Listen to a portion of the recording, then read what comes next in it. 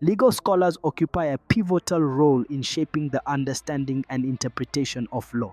Their insights bridge the gap between theoretical frameworks and practical applications, providing depth to our comprehension of legal systems. Through meticulous research and analysis, they unravel the complexities inherent in statutes and jurisprudence, fostering a culture of critical thinking amongst law practitioners and students alike. Now, let's get on the journey of understanding who they are. Marcus Tullius Cicero, 106 BC, 43 BC.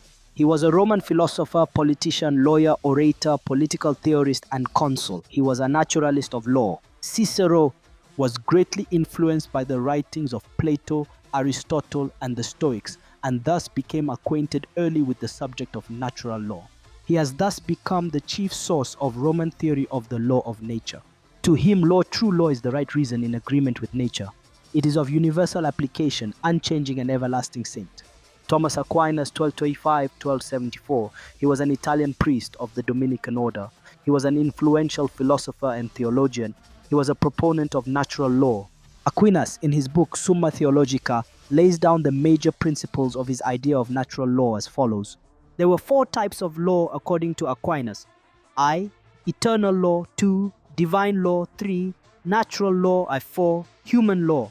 John Austin, born in 1790, he died 1850. He was a noted British jurist and published extensively concerning the philosophy of law and jurisprudence. Served with the British Army in Sicily and Malta, but sold his officer's commission to study law.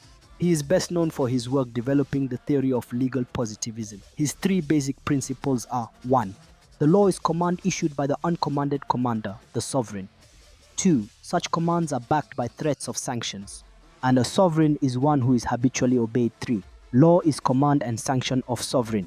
Prof. Hans Kelsen, 1881-1973. He was a German scholar born in 1881 and died in 1973 as a legal philosopher and political philosopher. He was lauded by Roscoe Pound as undoubtedly the leading jurist of the time. He was known for his magnum opus, The Pure Theory of Law. This aims at describing law as a hierarchy of norms, which are also binding norms, while at the same time refusing itself to evaluate those norms. Legal science is to be separated from legal politics. Law is a hierarchy of norms, the validity of each norm resting upon a higher norm, grand norm. Nathan Roscoe Pound, 1870-1964. He was a distinguished American legal scholar and educator. He wrote The Spirit of the Common Law, Law Morals. He was the founder of the movement Sociological Jurisprudence. Its object encompasses the historical movement of law and justice and their relentless contemporary construction. Karl Maximilian Weber, Marx, was a German-born 1864 to 1920. He was a German sociologist, philosopher, and political economist whose ideas influenced social theory and social research. For Max Weber, a so-called legal rational form as a type of domination within society is not attributable to people but to abstract forms. Émile Durkheim.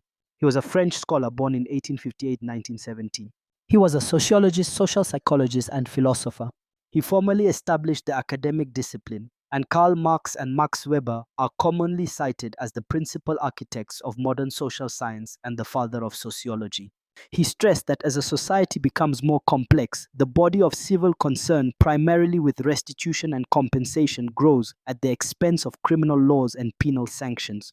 To him, law is an indicator of the mode of integration of society, which can be mechanical among identical parts.